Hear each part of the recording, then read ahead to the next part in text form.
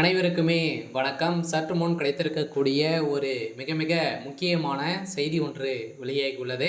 சற்று முன் ஸ்டாலின் கதை முடிந்தது, புதிய ஆளுநர் போட்ட முதல் கையெழுத்து, இது மாதிரி செய்திகள் வெளியாகியிருக்கு.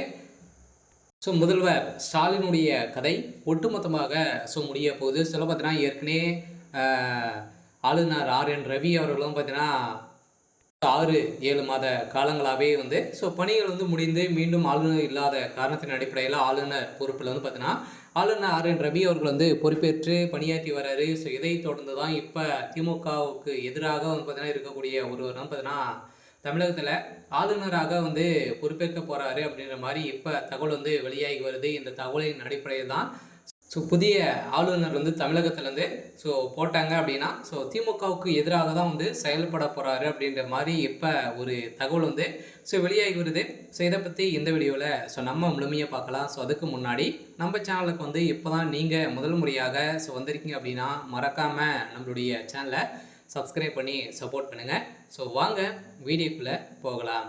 பார்த்தீங்கன்னா முதல்வர் ஸ்டாலின் அவர்கள் அனைவருக்குமே தெரியும், வருகின்ற சட்டமன்ற தேர்தலுக்காக அயராமல் ஒரு மிகப்பெரிய கூட்டணி வைக்க போகிறோம் அப்படின்ற மாதிரி நம்பிக்கையோடு பார்த்தீங்கன்னா இருக்காரு.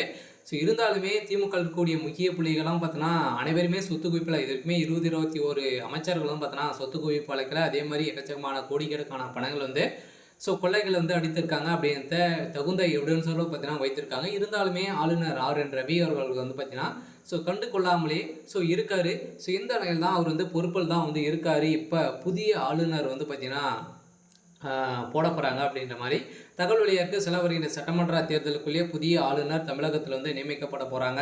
இந்த நிலையில் தான் இது ஒரு ஆளுநர் RN ரவி அவர்கள் நீக்கிவிட்டு புதிய ஆளுநர் இப்போ முதல் கையெழுத்தையும் பார்த்தீங்கன்னா திமுகவுக்கு எதிராக தான் இருக்க போகுது. திமுக அவர் பார்த்தீங்கன்னா பாஜகவுடைய சார்ந்தவராக இருக்காரு அப்படின்ற மாதிரி பார்த்தீங்கன்னா இப்போ ஒரு தகவல் வெளியாக இருக்குது. இந்த தகவலின் அடிப்படையில் தான் இப்போ முதல்வர் ஸ்டாலினுடைய கதை, அதே மாதிரி திமுக சார்ந்த அமைச்சர்கள் பார்த்தீங்கன்னா முக்கிய பிள்ளைகள்லாம் அனைவருடைய கதை முடிய போகுது. இதில் யாரெல்லாம் சொத்து குவிப்பில் அவளுக்கு சிக்கியிருக்காங்களோ அவர்களுக்கெல்லாம் பார்த்தீங்கன்னா 7 ஆண்டுகள் சிறை தண்டனை விதிக்க போகிறதாகவும் ஒரு தகவல் வெளியாக இருக்குது. இந்த தான் திமுகவே பெரும் அதிர்ச்சியில் இருக்காங்க. அறிவாலயம் பார்த்தீங்கன்னா பெரும் பரபரப்பை அறிவாலயத்தில் பெரும் பரபரப்பை ஏற்படுத்தியிருக்கு.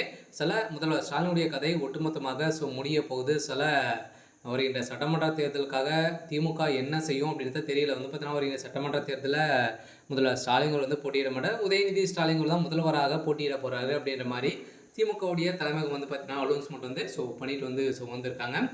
இந்த நிலையை தான் திமுக வெற்றி பெறுமா அப்படின்றது ஒரு பெரிய கேள்விக்குறியாகவே இருக்குது. இருந்தாலும் ஒரு பக்கம் எடப்பாடி பழனிசாமி அவர்கள் பார்த்தீங்கன்னா ஒரு மாஸ்காட்டி வர்றாரு. இருந்தாலுமே என்ன நடக்குது அப்படின்றத வெயிட் பண்ணி பார்க்கலாம்.